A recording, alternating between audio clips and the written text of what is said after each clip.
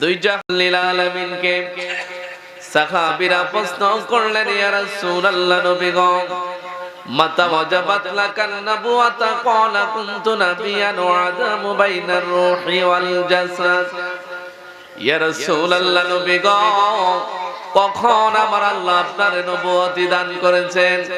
আল্লাহর নবী বলেন, আদম নবী যখন মাটি পানির মধ্যে মিশ্রিত, এর লক্ষ লক্ষ বছর পূর্বে আল্লাহ পাক আমার আপনার নবীরে নবুয়তি দান করেছে। জোরে বলুন সুবহানাল্লাহ।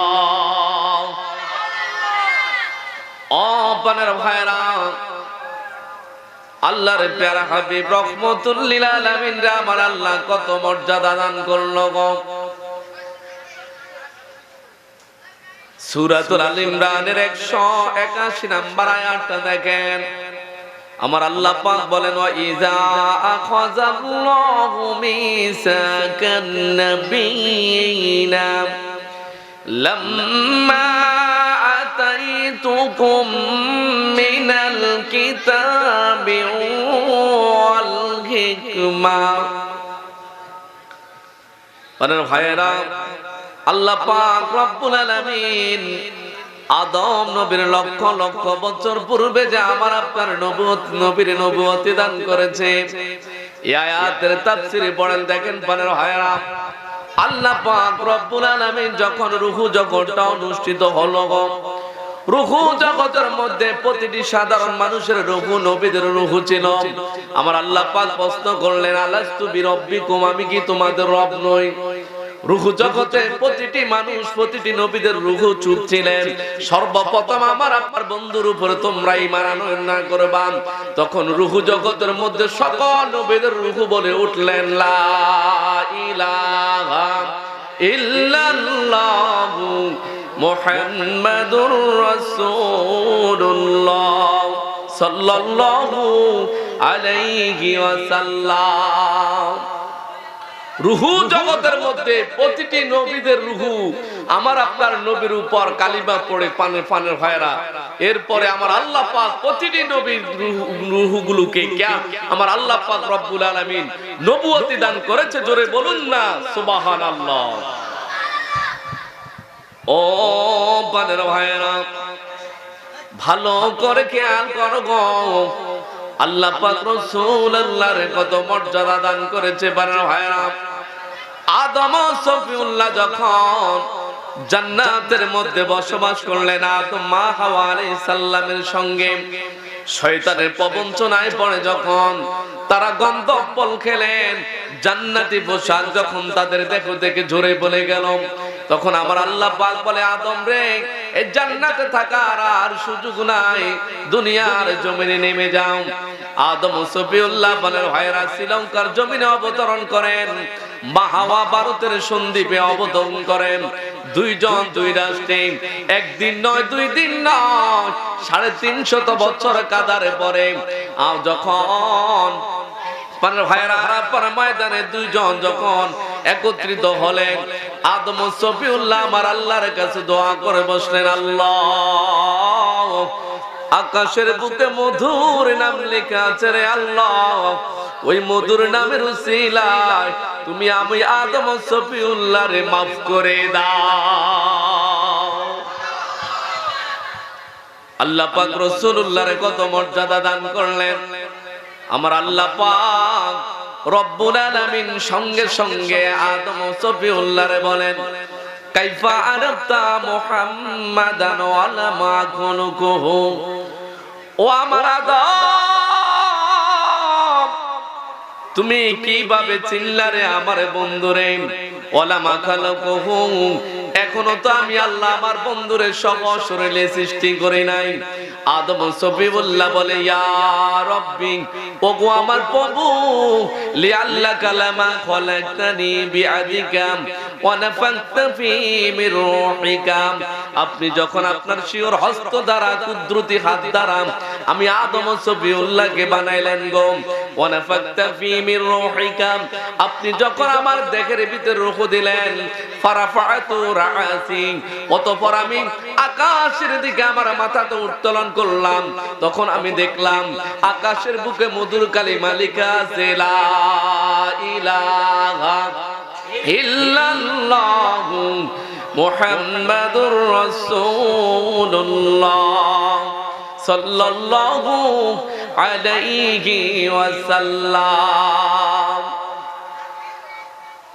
আমার আল্লাহ পাক রব্বুল আলামিন সঙ্গে সঙ্গে আদম ও সফিউল্লাহর ডাক দিয়ে বসলেন, ও আমার আদম, আমার কুদরতি অন্তরে জোশ বেড়ে উঠেছে রে আদম, আমি আল্লাহ তোমারে অবশ্যই অবশ্যই মাফ করে দিব, কিন্তু এর পূর্বে আমার কাছে আরেকটা অ্যাপ্লাই করো, দরখাস্ত করো। সকলে আমার সাথে বলুন, রব্বানা যালামনা আনফুসানা ওয়া ইল্লাম তাগফির লানা ওয়া তারহামনা লানাকুনান্না মিনাল খাসিরিন।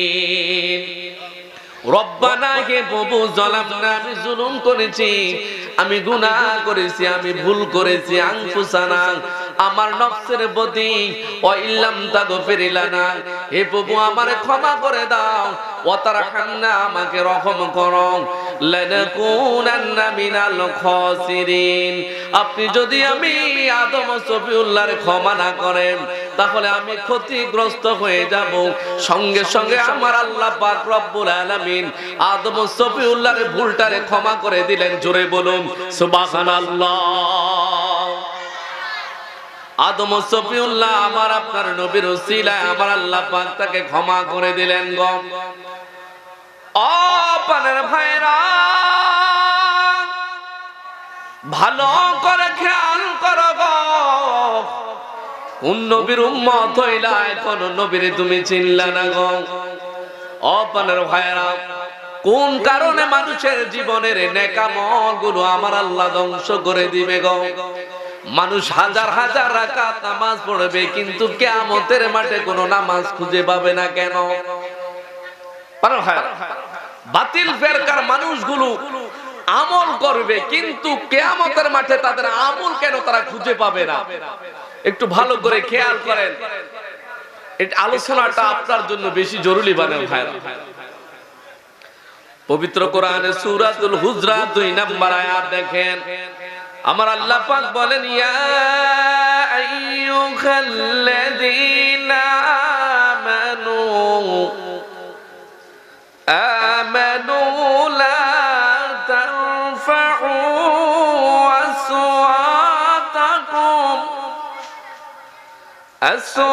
আসওয়াতাকুম ফাওকা সাউতিন নবী।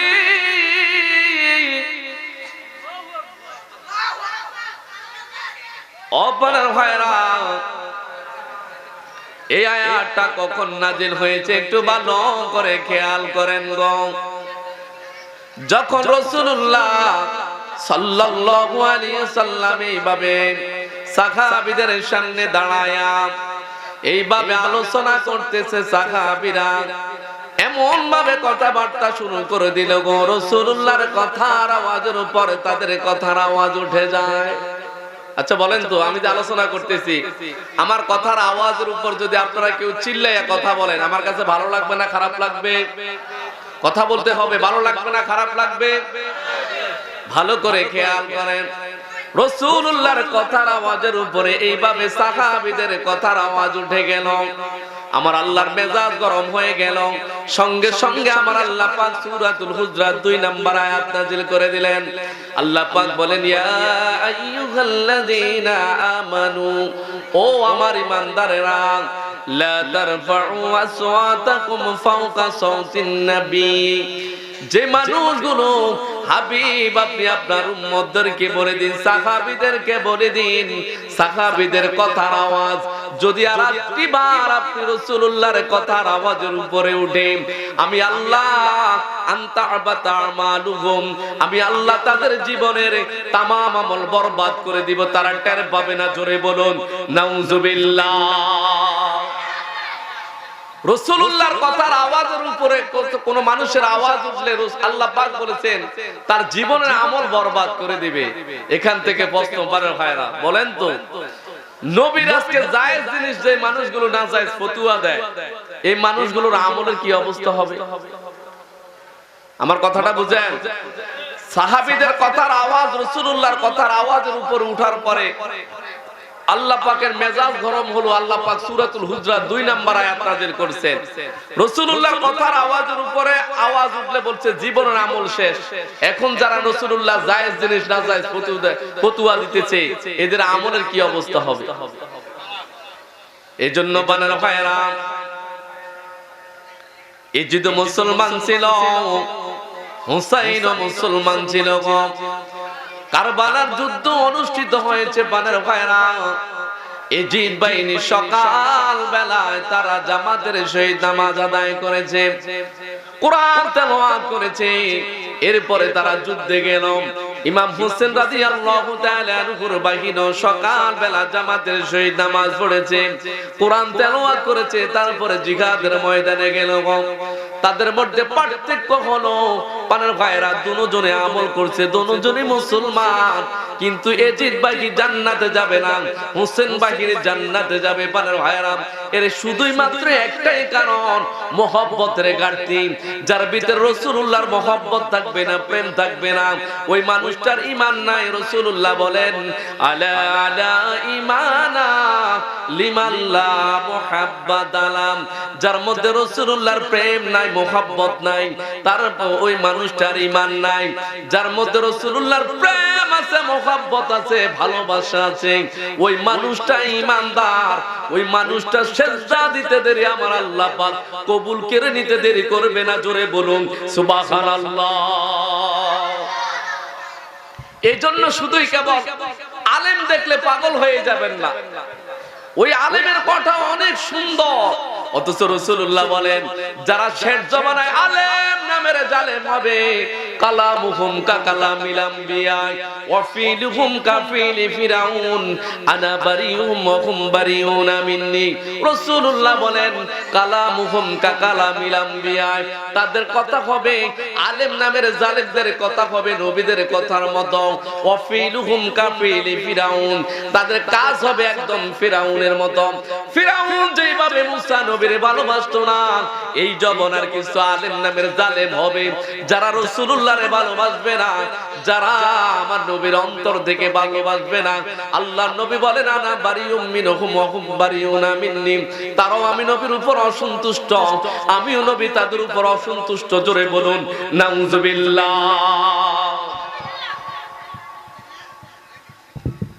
এই যে পারে ভাইরা, আমার যুবক ভাইরা যে এই মাহফিলটা সাজাইলো, আচ্ছা বলেন এরা কি আমলে সাঙ্গা? এরা আমল বেশি করে? কথা বলতে হবে। এই যারা আজকে মাহফিল সাজাইছে, আমার খাওয়ার সামনে খাওয়ার দিচ্ছে, আমি তো দেখলাম মানুষগুলো কিন্তু আমলটা এত চাঙ্গা না। একটু ভালো করে খেয়াল করে এই মানুষগুলোর ভালোবাসার যা হবে কি। আচ্ছা বলেন এই মাহফিলটা যখন আসলো ডেটটা, যুবকরা পাগল হয়ে গেছে কিভাবে মাহফিলটা সাজানো যায়। এই যে এতক্ষণ পর্যন্ত বৃষ্টি হলো, আপনাদেরকে কিভাবে বসাইবে কারা ব্যবস্থা করছে? তারাই তো। এই ভালোবাসার যা হবে কি একটু ভালো করে খেয়াল করেন। আজকে বাতিলেরা আমাদের দিকে তীর ছুড়ে দেয়, তারা বলতেছে সুন্নি দাবি করে, অথচ নামাজ নাই, রোজা নাই, হজ নাই, যাকাত নাই, পর্দা নাই। মানে ভাইরা ভালোবাসার কি দাম একটু ভালো করে খেয়াল করে। আমার আল্লাহ পাক পবিত্র কোরআনে বলেন উদখুলু ফিস সিলমি কাফা, ইসলামের মধ্যে পরিপূর্ণভাবে প্রবেশ করো। মানে ভাইরা পাকিস্তানের ইলমুদ্দিনের জীবনী পড়ে দেখেন, লাহোরে যার বাড়ি পানের ভাইরা, ইলমুদ্দিন যখন তার সময়ে ভারতের মধ্যে একজন লেখক রঙ্গিলা নামক একটা বই লিখেছে, ওই বইয়ের মধ্যে লিখেছে আমার নবী 11টা বিবাহ করেছে নবীর যৌন চাহিদা মেটানোর জন্য। জোরে বলুন নাউযুবিল্লাহ। নবীর নাকি যৌন চাহিদা মেটানোর জন্য 11টা বিবাহ করেছে। ওই সময় বহু দাড়িওয়ালা ছিল, বহু টুপিওয়ালা ছিল, বহু পাঞ্জাবিওয়ালা ছিল, কারো গায়ের মধ্যে লেখে নাই, ইলমুদ্দিনের শরীরের মধ্যে লেগেছে। ওই মানুষটার দাড়ি ছিল না, ইলমুদ্দিনের টুপি ছিল না, পাঞ্জাবি ছিল না। পারে ভাইরা মানুষটা ছিল রাজমিস্ত্রি। মানুষটা কি ছিল? তাও ফুল মিস্ত্রি না, হাফ মিস্ত্রি। ইলমুদ্দিন পানের ভাইয়া তার কলিজায় সেই কথাটা মানতে পারে নাই। টাকা পয়সা কিছু জোগাড় করিয়া একটা ছুরি কিনলো, চাকু কিনিয়া রওনা হলো সেই ভারতের দিকে।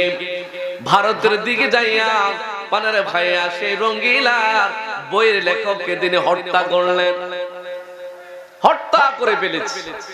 হত্যা করার পরে ব্রিটিশ আমলের সময় সে ঘটনাটা ব্রিটিশ পুলিশেরা তাকে গ্রেফতার করলো ইলমুদ্দিনকে।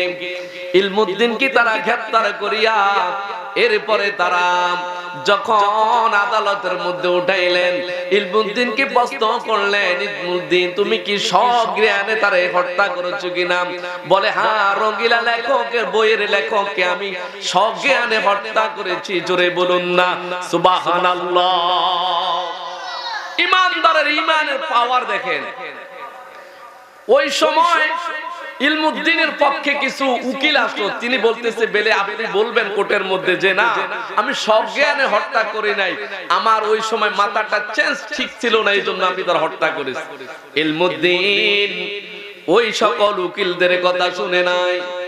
ইলমুদ্দিন তখন হত্যা করিয়া যখন জজ তারে প্রশ্ন করলেন, সে সঠিক প্রশ্নের জবাব দিলেন, বলেন আমি সজ্ঞানে তারে হত্যা করেছি। যখন ইলমুদ্দিনের পাশের মঞ্চের মধ্যে নেওয়া হলো তারে ফাঁসি দিবেন, ইলমুদ্দিন রহমতুল্লাহ আলাইহি পাশের মঞ্চে দাঁড়াইয়া গলার মধ্যে রশিটা লাগাইয়া ইলমুদ্দিন মুস্কি মুস্কি হাসতেছে। জোরে বলুন সুবহানাল্লাহ। এখন মানুষটার মৃত্যু হবে, আমার আপনি হলে তো ওই সময় কান্নায় জড়িত, আমরা এখন চলে যাব। এইভাবে ওই সময় ইলমুদ্দিন পাশের মঞ্চে গলার মধ্যে রশিটা লাগাইয়া তিনি হাসতেছে। তখন বিচারক প্রশ্ন করলেন, ইলমুদ্দিন তুমি হাসো কেন? তখন ইলমুদ্দিন বলতেছে, তোমরা আমারে এখন ফাঁসি দিবা, গেছে কালকে রাত্রে আমি যখন জেলের ভিতরে ঘুমাইলাম, আমার দয়াল নবী আমার স্বপ্নে এসে বলে, ইলমুদ্দিন আগামীকাল তোমার পাশে হবে, ওই তোমার আকাল পরিবার তোমারে কবরে রাখবে, আমি রাসূলুল্লাহ তোমার লাশটা রিসিভ করার জন্য মদিনা থেকে চলে আসবো। জোরে বলুন সুবহানাল্লাহ। এই জন্য নবীর আশিক হতে হলে শুধু কেবল দাড়ি টুপি থাকতে হবে, জিনিসটা এমন না। পাকিস্তানের সে লাহোরের ইলমুদ্দিনের জীবনী পড়লে পারে ভাইরা আপনি বুঝবেন। একটু দরুদ শরীফ পড়েন, সাল্লাল্লাহু। আল্লাহ পাক রাসূলুল্লাহর কত মর্যাদা দান করলো গো। পবিত্র কোরআনে সূরাতুন নিসা 64 নম্বর আয়াত দেখেন, আমার আল্লাহ পাক বলেন, ওয়ালাউ আন্নাহুম ইযলামু আনফুসাহুম জাউকা ফাস্তাগফিরুল্লাহা ওয়াস্তাগফারা লাহুমুর রাসূল واستغفر لهم الرسول لوجدوا الله توابا رحيما। আমার আল্লাহ পাক বলেন, ওয়ালাউ আন্নাহুম ইযলামু আনফুসাহুম, নিশ্চয় যারা গুনার মামলায় জড়িয়ে পড়েছো, যাও কা তোমরা আমার বন্ধুর কাছে চলে যাও, আমার বন্ধুর কাছে বলো, ফাস্তাগফিরুল্লাহ ওয়াস্তাগফারা লাহুমুর রাসূল, তোমরা যদি আমার হযরত আবু বকর, ওমর, উসমান, আলীকে বলে গো দয়াল নবী কোথায়, আমার একটু বলো, আমি রাসূলুল্লাহর দরবারে আসছি গুনাহ করে, নবী আমার জন্য আল্লাহর কাছে দোয়া করবেন, আর আল্লাহ পাক রব্বুল আলামিন আমার জীবনের तमाम গুনাহ maaf করে দিবে। জোরে বলুন সুবহানাল্লাহ। এইভাবে পানার ভাইরা লোকটি যখন রেখাকুতি মিনতি করে এইভাবে বলে, আবু বকর চোখের জলে পানের ভাইরা কান্না জড়িত কণ্ঠে বলে গো আপনি কি জানেন না রাসূলুল্লাহ আজ থেকে 3 দিন মতান্তর রয়েছে, 7 দিন আগে আমাদের থেকে চলে গেল গো। ওই যে রাসূলুল্লাহ রওজা পাকে শুয়ে রয়েছে, তখন ওই গ্রামের সাধারণ মানুষটা রাসূলুল্লাহ রওজা পাক জিয়ারত করে আর চোখের পানি ছাড়িয়া ছাড়িয়া বলে নাফসিন ফিদায়াতি লিকবরি আনতা সাকিনুহু। জোরে জোরে বলুন না আল্লাহু আকবার। আপনার ভাইরা এইভাবে যখন ওই গ্রামের সাধারণ মানুষটা দোয়া করে, ইয়া রাসূলুল্লাহ নবী গো, গুনাহ নিয়ে এসেছি আপনার কাছে গো নবী, আপনি আল্লাহর কাছে আমার জন্য দোয়া করবেন, আল্লাহ পাক আমার জীবনের গুনাহ maaf করে দিবে। ইয়া রাসূলুল্লাহ আপনি এখন পৃথিবীর জমিনে নাই, আমি চলে গেলাম গো। বুক ভরা বেদনা নিয়ে গ্রামের সাধারণ মানুষটা যখন রাসূলুল্লাহ রওজা থেকে চলে যায় গো, এইদিকে হযরত উতবী রাসূলুল্লাহর সাহাবী মুরাকাবা মুশাহাদায়, তখন রাসূলুল্লাহ রওজার পাশে তিনি বসে রইলেন। আল্লাহর নবী বলে, উতবী গো আমার সাহাবী, যাও যাও ওই গ্রামের সাধারণ মানুষটারে বলো আমার আল্লাহ পাক রব্বুল আলামিন ওই মানুষটার জীবনের तमाम গুনাহ maaf করে দিয়েছে। জোরে বলুন সুবহানাল্লাহ। আকীদার কিতাব খুলে দেখেন, আকীদায়ে নাসাফি, আকীদায়ে তাহাবি, আহলে সুন্নাত ওয়াল জামাতের আকীদা হচ্ছে আল্লাহর দেওয়া শক্তিতে রাসূলুল্লাহ কিয়ামত পর্যন্ত যেখানে ইচ্ছা সেখানে যাইতে পারবে। জোরে বলুন সুবহানাল্লাহ। উম্মতের যারা রাসূলুল্লাহর প্রকৃত আশিক, ওই মানুষগুলো ইন্তিকাল যখন করবে, ওই কঠিন মুহূর্তে আমার রাসূল রওজা পাকে আর থাকে না, উম্মতের দরদি নবী তখন উম্মতের কাছে চলে আসে। জোরে বলুন সুবহানাল্লাহ। এর একটা ঘটনা তুলে ধরে তাহলে পরিষ্কার ভাবে বুঝবেন, আলোচনাটা বুঝতে আপনার সহজ হবে। রাসূলুল্লাহ যে উম্মতকে এখন পর্যন্ত এখনো কিয়ামত পর্যন্ত উম্মতকে সাহায্য করতে পারবে। জোরে বলুন না মারহাবা। সুফিয়ান সাওরী রাহমাতুল্লাহ আলাইহির জীবনী পড়ে দেখো। সুফিয়ান সাওরী রাহমাতুল্লাহ আলাইহি বড় মাপের একজন আলেম ছিলেন। শুধু আলেম ছিলেন না, আল্লাহ পাকের একজন মহান ওলি ছিল। আচ্ছা বলেন, ঘটনাটা বলার আগে এখানে এমন কোন মানুষ আছেন যে গুনাহ করি নাই? বুকে হাত দিয়ে কেউ বলতে পারবেন? বলতে পারবেন? আমরা সুন্নি ভাইয়েরা অনেকে আমাদেরকে তীর ছুড়ে আমরা আমল করি না, আমরা নামাজ পড়ি না, রোজা রাখি না, হজ করি না, যাকাত দিই না, পর্দা করি না। বাতিল ফেরকারা খুব আমল করে, আমলের বড়াই দেখায় আমাদেরকে। আমরা যে নবীরে ভালোবাসি, সেই নবী আমাদেরকে বিপদে উদ্ধার করতে পারবে কি পারবে না? বলেন তো, আওয়াজ দিয়ে বলেন, পারবে? সুফিয়ান সাওরী রাহমাতুল্লাহ আলাইহি যখন তিনি হজের মৌসুম হলো গো, হজ করার জন্য যখন কাবা শরীফে তিনি গেলেন গো, যাওয়ার পরে দেখলেন লক্ষ লক্ষ মানুষ হজ করার জন্য কাবা শরীফের চারপাশ দিয়ে তারা তাওয়াফ করে, আর মানুষগুলো হজের তাসবিহ গুলো পাঠ করে। কিন্তু একটা মানুষ হজের তাসবিহ পাঠ করে না, ওই মানুষটা তাওয়াফ করে আর রাসূলুল্লাহর প্রতি দুরূদ সালাম পাঠ করে। জোরে বলুন না সুবহানাল্লাহ। সুফিয়ান সাওরী রাহমাতুল্লাহ আলাইহি এই অবস্থায় দেখে তিনি ওই লোকটাকে একটা ধমক দিলেন, ওই বেটা তুমি কি করতেছো? এখন হজের মৌসুম, এখন হজের তাসবিহ পাঠ করবা কাবা শরীফের চারপাশে, এখন তুমি রাসূলুল্লাহর প্রতি দুরূদ সালাম পাঠ করো, তুমি কই পাইছো এগুলা? তখন লোকটি সুফিয়ান সাওরী রাহমাতুল্লাহ আলাইহির দিকে এইভাবে তাকাইলেন আর বলতেছে, আপনি কে? তখন সুফিয়ান সাওরী রাহমাতুল্লাহ আলাইহি বলতেছে, আমি হলাম এই জগনার শ্রেষ্ঠতম আলেম সুফিয়ান সাওরী রাহমাতুল্লাহ আলাইহি। জোরে বলুন না সুবহানাল্লাহ। তখন লোকটি বলতেছে, আপনি যদি সুফিয়ান সাওরী রাহমাতুল্লাহ আলাইহি না হতেন, কোশ্চিন কালো আমি এই ঘটনা কাউকে বলতাম? কথা বলতে হবে, বলতাম। সুফিয়ান সাউরি রাহমাতুল্লাহ আলাইহি বলতেছে তাহলে কি হয়েছে, কোন কারণে আপনি রাসূলুল্লাহ হজের এই তাসবিহ পাঠ করা ছাড়াই আপনি রাসূলুল্লাহর প্রতি দুরূদ সালাম পাঠ করতেছেন, কাবা শরীফ তাওয়াফ করতেছেন? তখন লোকটি বলতেছে হুজুর গো আপনি শুনেন, আমার বাবার সাথে আমি যখন হজের উদ্দেশ্যে রওনা হয়ে গেলাম গো, রওনা হওয়ার পরে ওপারের ফায়রা এখন গাড়ির যুগ, ট্রেনের যুগ, বিমানের যুগ, হেলিকপ্টারের যুগ। আগে এগুলো কিছুই ছিল না। মানুষ পায়ে হেঁটে মক্কা মদিনায় হজ করতো, ঠিক কিনা?